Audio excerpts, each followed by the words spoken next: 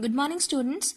Hope you are doing well and you have watched the previous video sessions. Today we'll be dealing with the demerits of partnership. We have understood in the previous video session the merits of partnership. We'll just give a quick revision. In partnership chapter, we understood there are two things which are important in the term.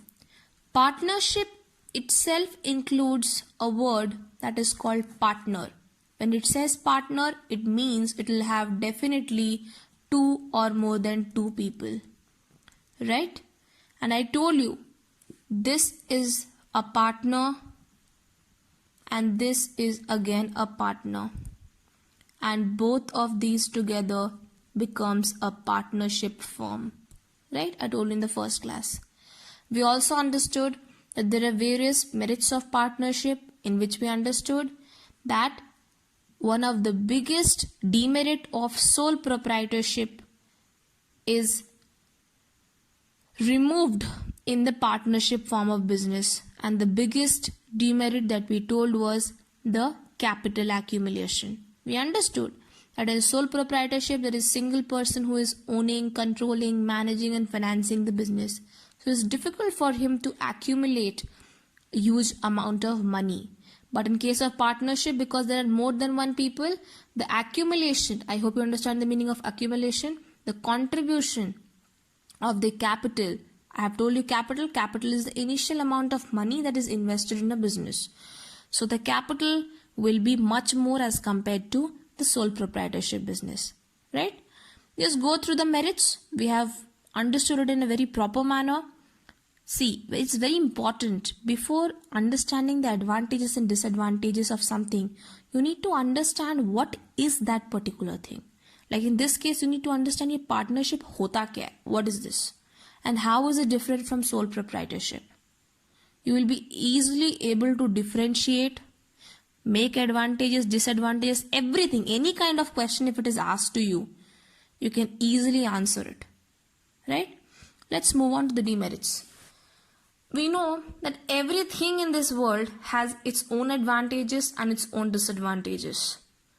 So the partnership also has its own disadvantages. The first disadvantage is limited resources. I have told you in sole proprietorship that yes, in sole proprietorship there is one person who will be running the business. But in partnership it will be 2 persons. But remember, it has a limit. The limit is minimum it should be 2 and maximum it should be 50. But it is very much important that the limit of is the maximum number of partners in your firm, and it is not possible to collect huge financial resources. What I mean to say is that though the minimum is 2, but the maximum, it is not necessary that every partnership firm will have 50 people. There are many partnership firms which is run by only 2 people. So in that case also there are limited resources. Okay, fine, I understand it is trying to invest more amount of money than a single man business. But in case if they have to build a huge industry like Tata, will they be able to do it? No, they will not be able to do it. Even both of them invest such amount of money in that. So the resources are again limited. Okay. For example, if you have to set up a machine which costs you 1 lakh, right? In the case of sole proprietorship, I'm always referring you to sole proprietorship because it will be easy to understand the different kind of commercial organization. In sole proprietorship, I'm writing it as SP. What happens? The person is able to contribute 50,000. So with this 50,000, he will not be able to purchase this 1 lakh machine. That is for sure. But in case of limited resources, partnership, what happens in partnership? In partnership kind of thing, Mr. A is investing rupees 40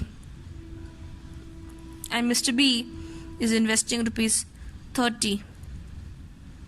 Still in this case, the total amount is rupees 70,000. Even with this rupees 70,000, he will not be able to purchase this rupees 1 lakh machinery. This is just an example. Got my point? So you are able to understand that even if 2 people are working and contributing to the resources, that resources might also be less in purchasing something, because it is again what? It is limited. Got my point? Next, unlimited liability. Now I have told you, liability means responsibility, risk. When you know that there are many partners, there will be unlimited liability. Nobody knows at which point of time which partner is going to create problem. Nobody knows what kind of losses will be faced by the organization. Therefore, it is unlimited liability. And the point is, as we told, that in partnership what happens? It's an agreement in which various terms and conditions are being written and it is followed by the respective partners. So it is very much important, and we know that in partnership, in case if one person is doing the mistake, the other person also have to face that mistake, has to overcome the loss along with the other partners. Understood?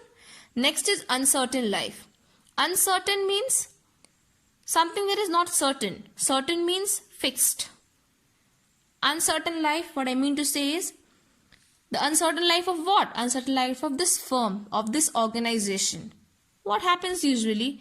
For example, if there are 3 partners and one of them dies, the second of them becomes bankrupt. Bankrupt means, bankrupt means when he has lost all his money. And the third one is unable to run the partnership firm. And you know that in order to run a partnership firm, you need to have more than 1 people. So what will happen? The firm will get closed. So it has uncertain life.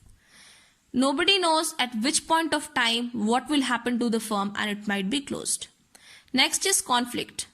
Now, I have told you in the features and advantages of partnership that a very important thing in partnership is mutual trust, mutual belief. Without the belief, trust, support, everything what is required to do things in cooperation and coordination, partnership is not going to work. And it has been often seen that when 2 persons are working on something, there will be conflict. Conflict on ideas, conflict on decision making, on many things.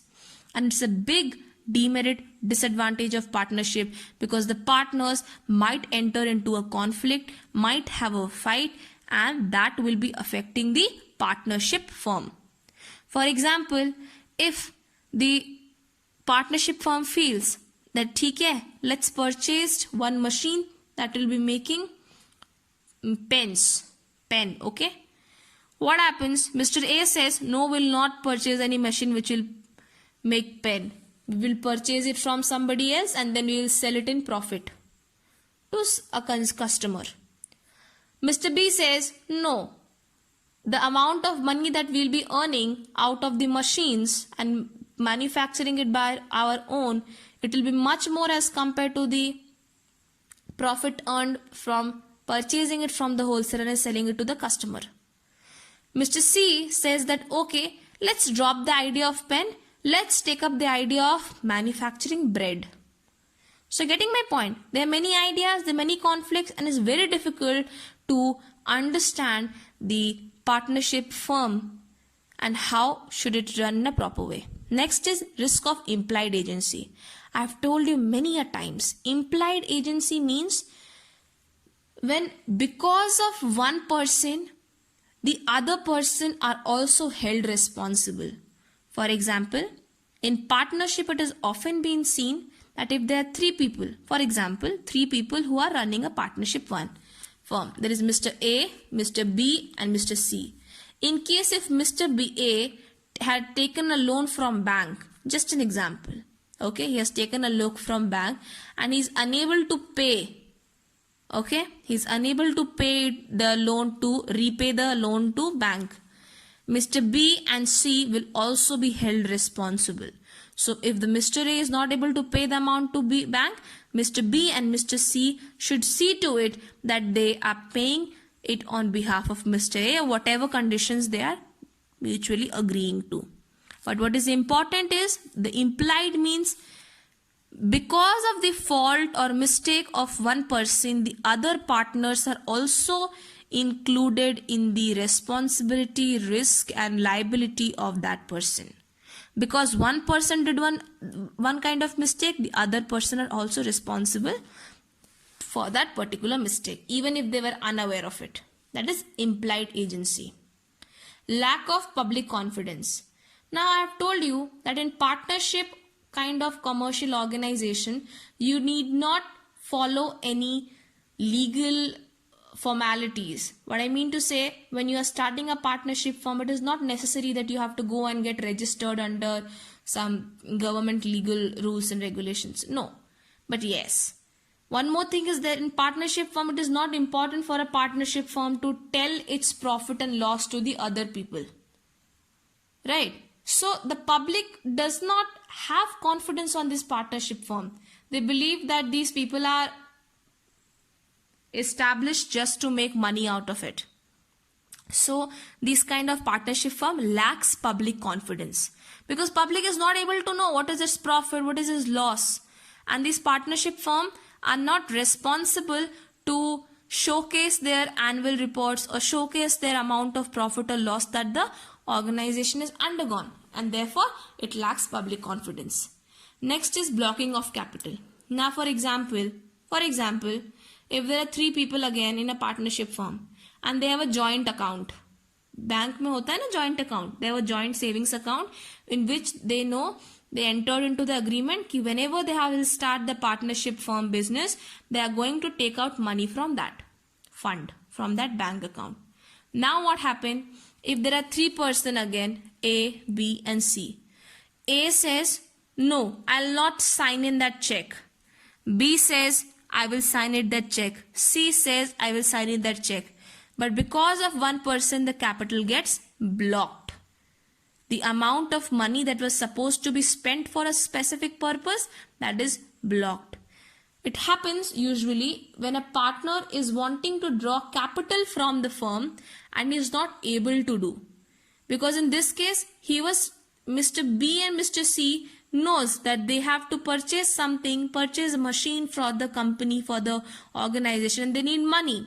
And for that, they have to take out money from what? From the organization, from the profit that they have earned till date. But because of Mr. A, he is blocking the capital. He is not allowing Mr. B and C to purchase the machinery. How is he blocking? He is not signing the check.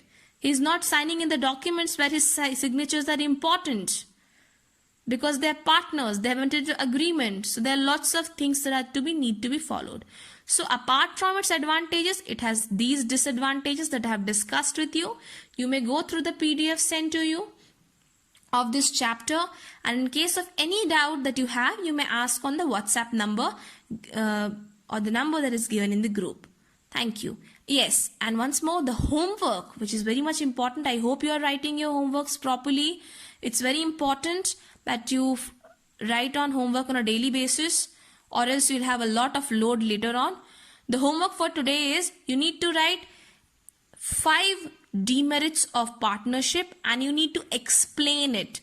Again, I'm telling you, when I'm telling you to explain the partnership demerits, you need not write only the points. You have to write this is subheading, okay?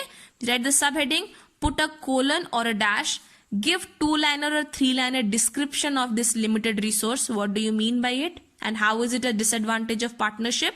And in case if you feel sensible, you can substantiate it with some kind of example. Thank you so much.